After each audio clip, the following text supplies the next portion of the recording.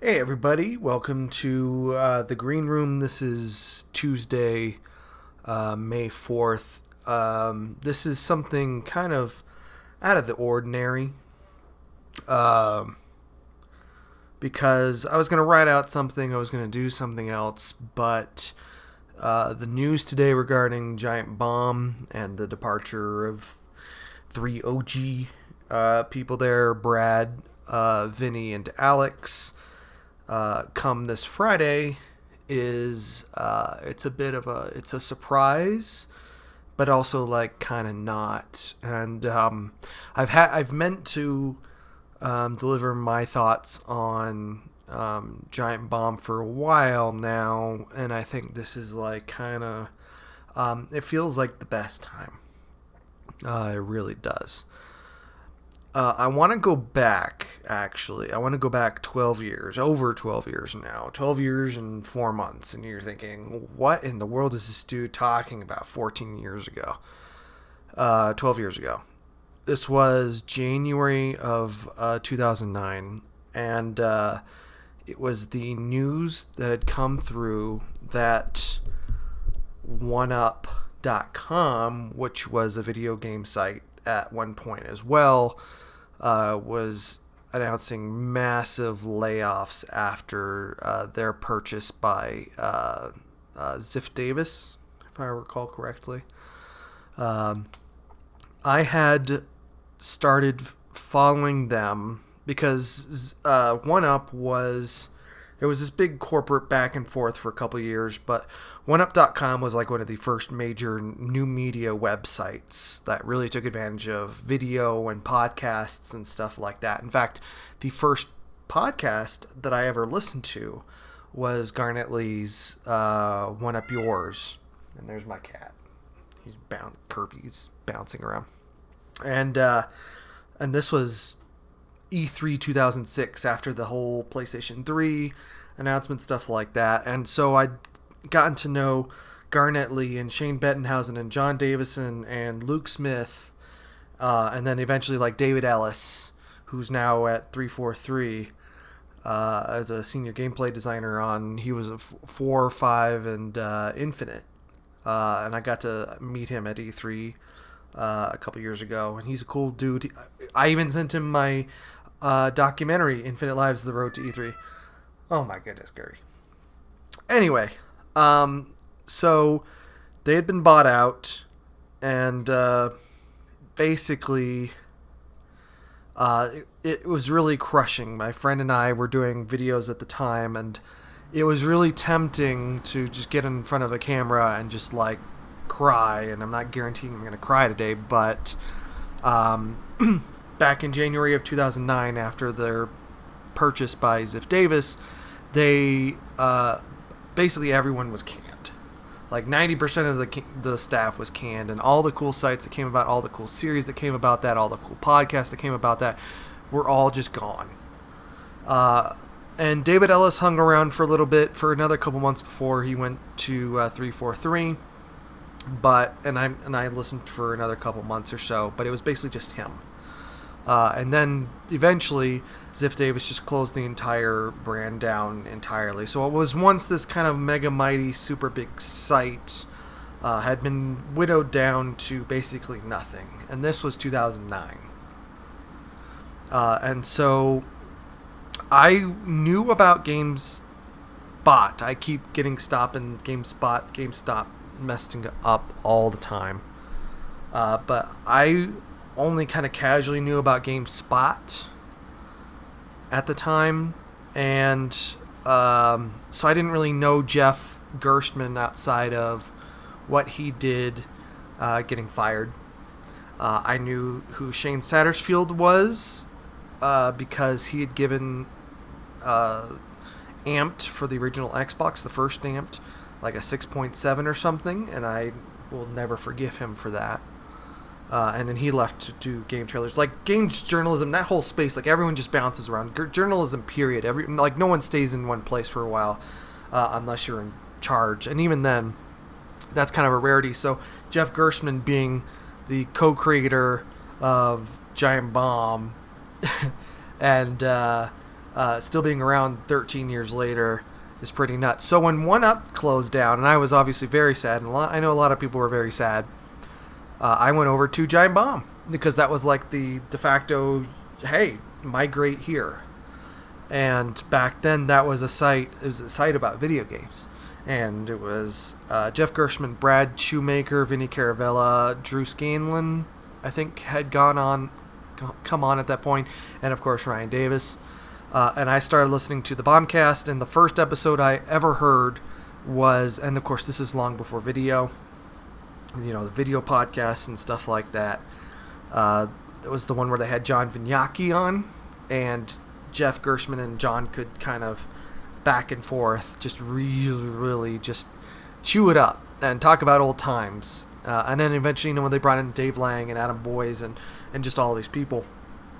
And this was back when they were still in, what's that? You know what I'm talking about. Their first office. I cannot remember the name of the town. It's going to bother me all the time. Hang on. Kirby, what's the name of the town that Giant Bomb was at first? Oh my god. Giant Bomb, first up. I'm seriously stopping the video so I can figure out where the heck this thing is. Petaluma, Sausalito. Oh my god. Sausalito. Oh my god. Ugh. Oh my god. So anyway, I remember when they were there in Sausalito. And then I remember when they moved, and they were part of Whiskey, which was this upstart created by the guy who founded or co-founded CNET. And so they moved to Grant Street near downtown San Francisco. And I remember that whole move. And honestly, Grant Street basement Giant Bomb is like peak Giant Bomb to me. They had the synergy of having all those people from all these sites that they were building together.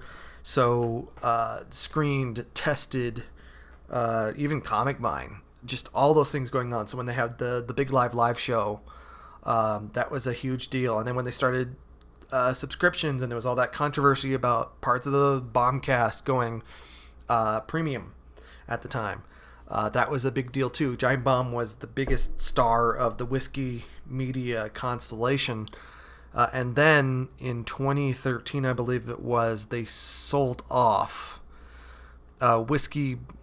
Basically, they were like, yeah, we're here's our exit. So Giant Bomb and Comic Vine went to CBS Interactive, where they then got to reunite with GameSpot, where Jeff Gershman had been fired from, and Jeff Gershman got to work with Giant Bomb, or with GameSpot. Every time, just saying it out loud, and explain how he was fired. And it was because of executives and all that fun stuff.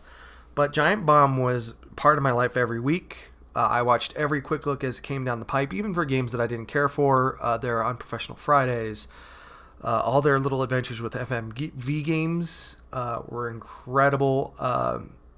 And, my subscription lapsed kind of on and off because, honestly, after they moved back in with GameSpot at CBS, like, the content really fell off. And then the unfortunate passing of Ryan Davis was a huge blow for everyone I know, because he was such just this vibrant spirit, and he gave so much life. He was so full of life. But between those two things, like, Giant Bomb just kind of really, it really felt like they had come down a notch, and they never quite recovered, even though they were still making some really banging content. And then over the years, like, I think they've had, them in 2008 and 2009 coming out with these videos that were an hour long or longer of these games, these quick looks, were really innovative. Doing all these podcasts were really innovative, and Giant Bomb just kind of felt like they kind of coasted on that. And I know they were successful behind the scenes, even though we never really got to see what that really meant, especially when they went under the hood of CBSI. I've obviously had my differences of opinion with Giant Bomb. They moved away from the pre-edited content, like the documentary style stuff that I really enjoyed, so that they could do virtually everything recorded live. And I thought that was a really big bummer. I know that was something that was really pioneered by Vinny and Drew, but it like disappeared. And just kind of over the years, I kind of, I went one way and they went another way, and reviews changed. Obviously, people were not stuck, playing a game over a week and then churning out a review over the weekend and then publishing on Monday, in time for the game release, or Monday or Tuesday. Tuesday used to be the big game release date. And they changed with it. They stopped doing video reviews. They stopped doing pretty much any scripted content whatsoever. They still do reviews from time to time. The staff has come on and on. They've on and off. And when and Vinny Alex had moved to New York, and Vinny had and his family wanted to move out east, so they formed Giant Bomb East. This was 2016. I believe this was 2015, even earlier. Wow, I don't remember. Probably 2014, I think, is what happened. But when they split up, that really just harmed the chemistry to me. I mean, good for Jeff and Vinny being able to figure that out, but that was just kind of another knock on the site for me, because and eventually it just got tiring of listening to 6 hours of kind of slightly redundant podcasts between the two coasts. So this news that Alex and Vinny and Brad leaving Giant Bomb on the same day after CBSI sold basically all of their online content to this company, Red Ventures, which, as I understand it, is kind of this like voluminous blog company where they try to push as much content that way as possible, which seems very 2013 to me. It doesn't feel like the end. It kind of feels like the beginning of the end. And I'm saying this as someone who really wants Jeff to do whatever the hell he wants. As I understand it, it's going to be Jeff Gerstmann, Jan, who is video producer, Jason A. Stryker, video producer, and Matt Rory will still be there, but it's pretty much just them, a skeleton crew. And it really does remind me of where One Up was in January of 2019 or 2009. And with COVID and them broadcasting from home, because they used to meet in the office and they had studios and stuff like that, the past year has really just kind of reminded me that like where has Giant Bomb been? Like, why has their ground game been so like it never really felt like the website that Jeff wanted it to be. Like, with each new acquisition, with each new departure, with each new this or that, the sites never really felt like what Jeff really wanted it to be. Like, I remember when they introduced achievements at giantbomb.com before they did their big first redesign. And I thought that was super, super cool. Like, you would go to a site, a particular wiki page, and you'd get a part of an achievement, and you'd work these together, and you'd get a score and achievements. And that was really cool for 2009, but it broke in 2010, and then it never got fixed, and then they just redesign. And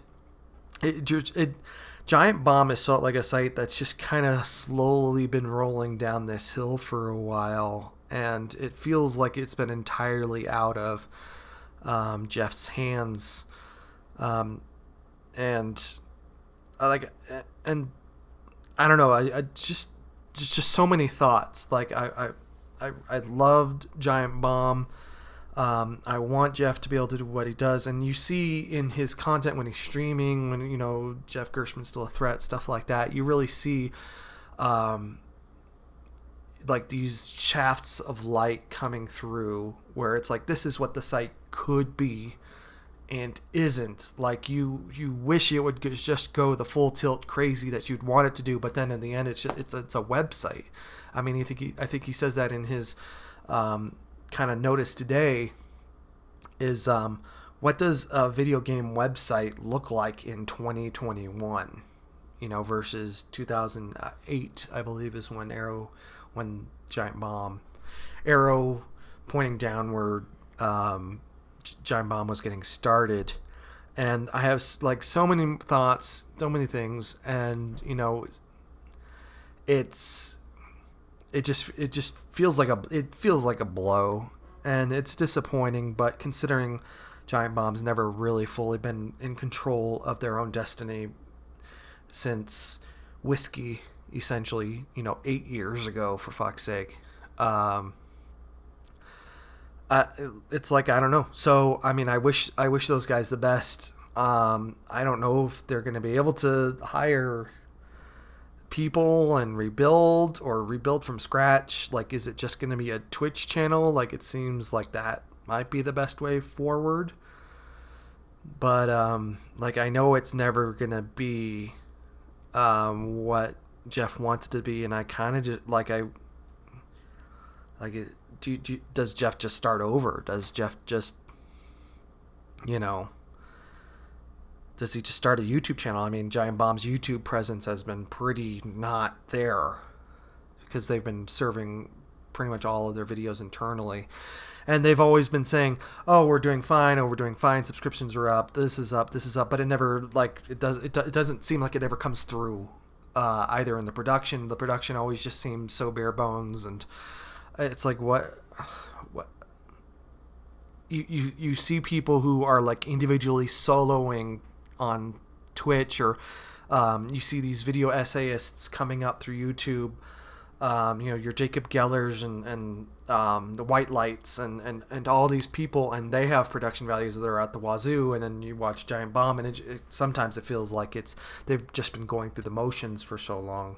So I wish them all the best. I wish Brad, Vinny, Alex the best. I wish Jeff,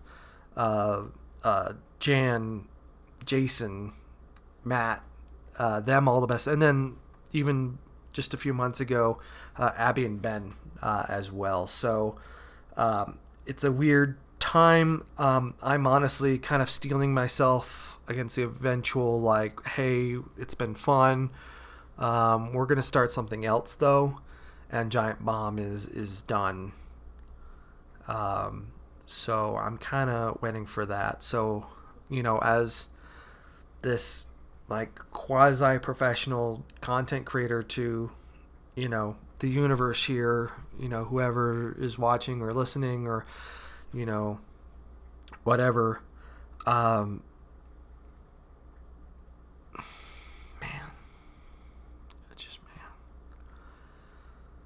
please leave your favorite memories in the comments if you have them. It just, this is tough. Yeah. So hey, have a good one, and hey, I'll see ya.